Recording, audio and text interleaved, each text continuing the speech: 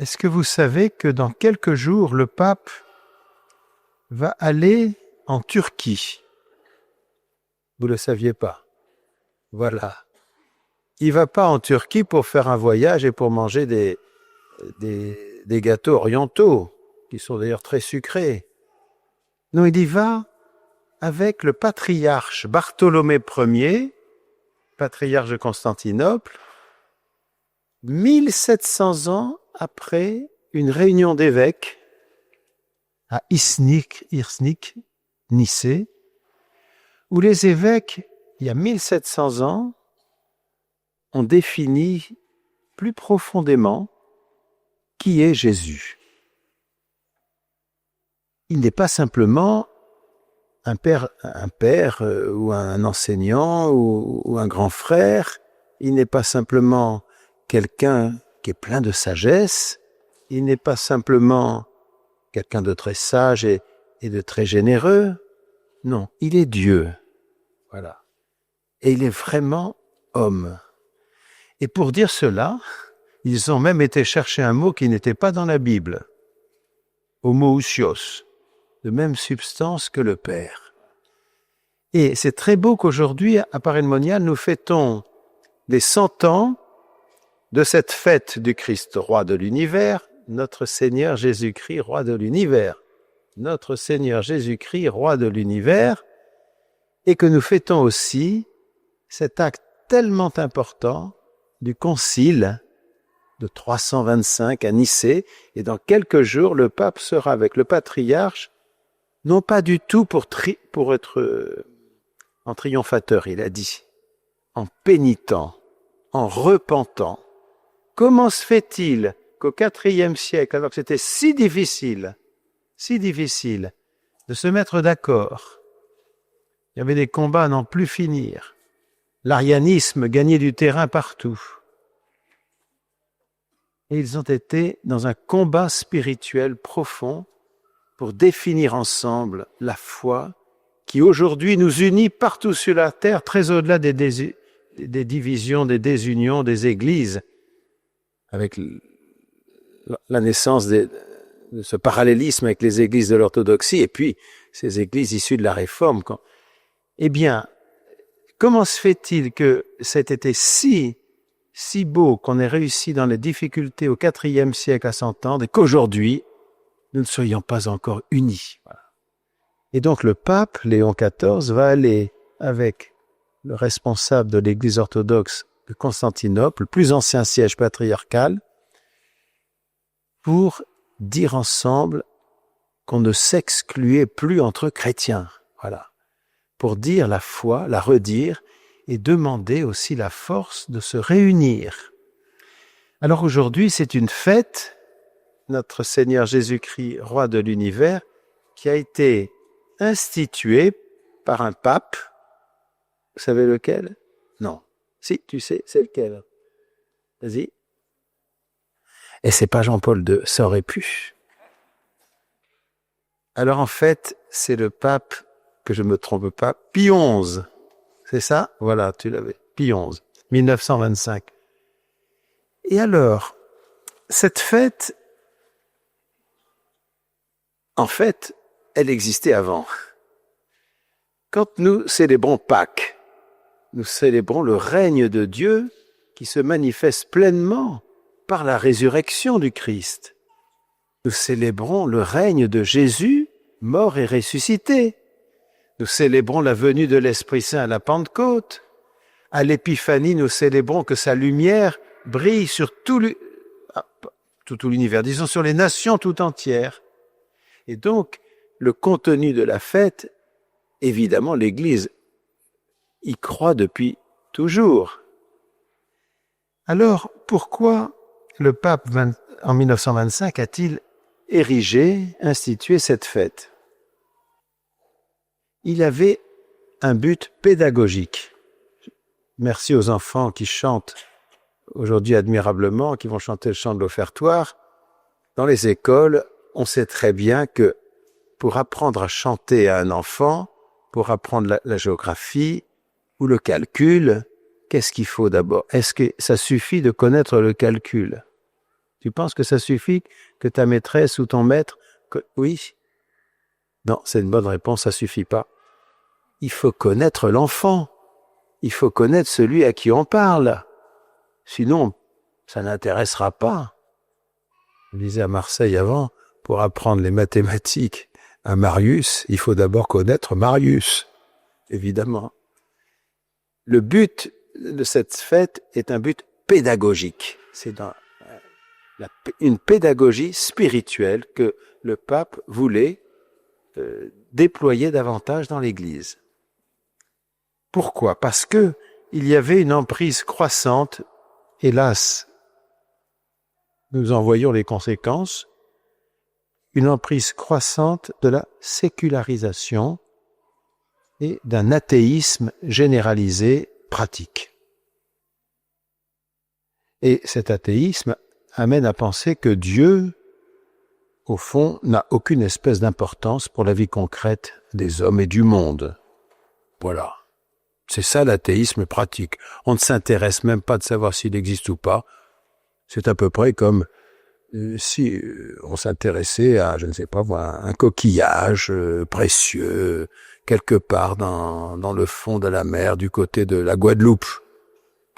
Qu'il existe ou pas, ça change strictement rien à la vie du monde et à ma vie à moi. Pour beaucoup de gens, voilà Dieu. Eh bien, cette ambiance tellement délétère conduit à dégrader le monde. Un monde sans Dieu est un monde qui va se dégrader. Voilà. L'homme qui oublie le bruissement, qui n'écoute plus le bruissement intérieur de l'esprit créateur en lui, est un homme qui va s'affaisser dans la tristesse, la haine, l'amertume et la mort. Ce sont des propos de Bartholomé Ier qui nous a dit à Lourdes, à nous les évêques, en venant nous rencontrer.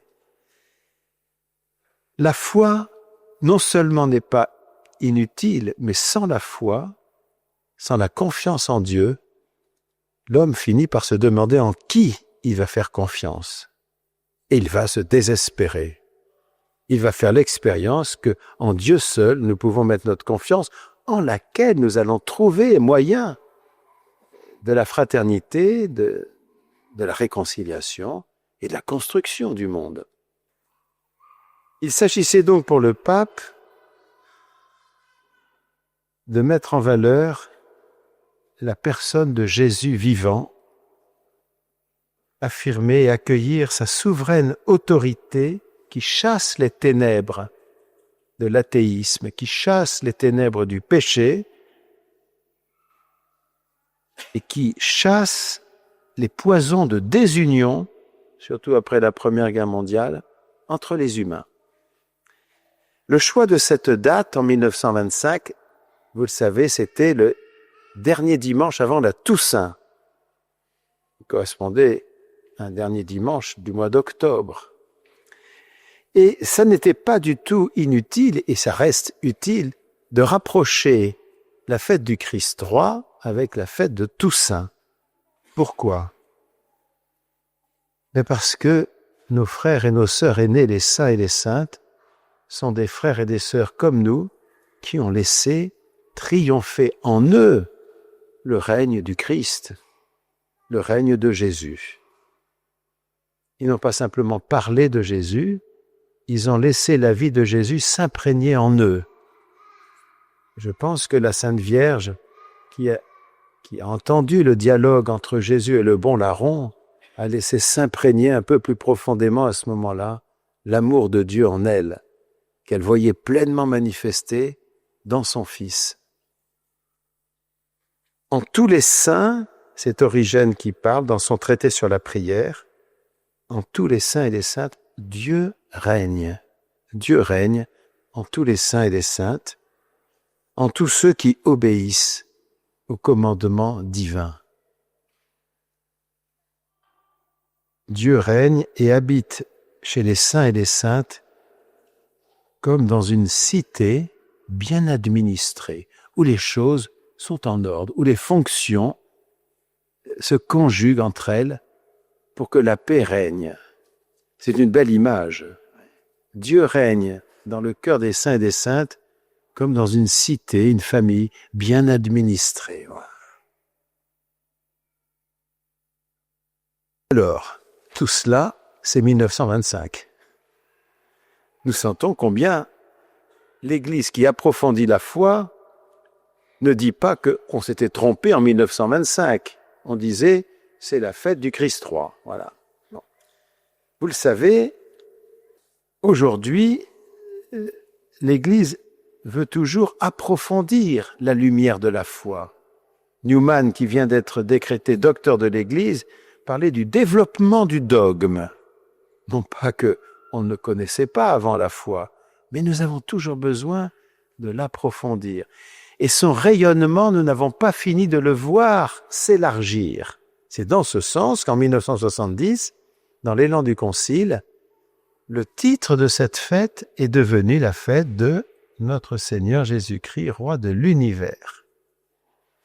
La transformation de la seconde partie de la prière d'ouverture de la messe révèle ce changement.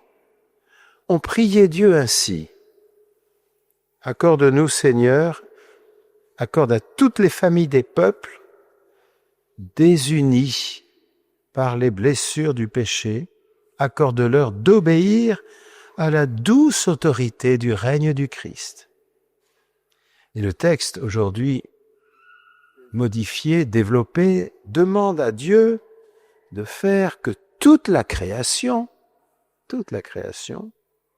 libérée de la servitude, reconnaisse la puissance de Dieu et glorifie Dieu toujours. C'est très beau, c'est-à-dire que la création tout entière à laquelle nous appartenons va à son achèvement tant qu'elle reconnaît, qu'elle discerne la puissance humble, douce, presque imperceptible de son Créateur. Bartholomée Ier parlait du bruissement intérieur, de cette note harmonieuse très délicate qui fait qu'en toute réalité créée, nous pouvons entendre un chant qui monte vers le Créateur pour le louer, pour le bénir, pour lui rendre grâce. Je termine cette homélie, du coup, puisque le patriarche Bartholomée, qui va faire ce geste très beau dans quelques jours pour continuer la réconciliation qui avait eu lieu entre Athénagoras et Paul VI, on se souvient, nous a parlé aussi de sa grande communion avec le pape François et nous a lu des choses magnifiques qu'il avait écrites sur cette vision d'une création qui se laisse réconcilier avec le règne de Dieu. Nous te louons, Père, c'est à la fin de Laudato aussi, avec toutes tes créatures qui sont sorties de ta main puissante. Elles sont tiennes, elles sont remplies de ta présence comme de ta tendresse. Loué sois-tu. Fils de Dieu Jésus, toutes choses ont été créées par toi. Tu t'es formé dans le sein maternel de Marie. Tu as fait partie de cette terre et tu as regardé ce monde avec des yeux humains. Aujourd'hui, tu es vivant en chaque créature, dans ta gloire de ressuscité. Loué sois-tu. Esprit Saint qui par ta lumière oriente ce monde vers l'amour du Père et qui accompagne le gémissement de la création, tu vis aussi dans nos cœurs pour nous inciter au bien. Loué sois-tu.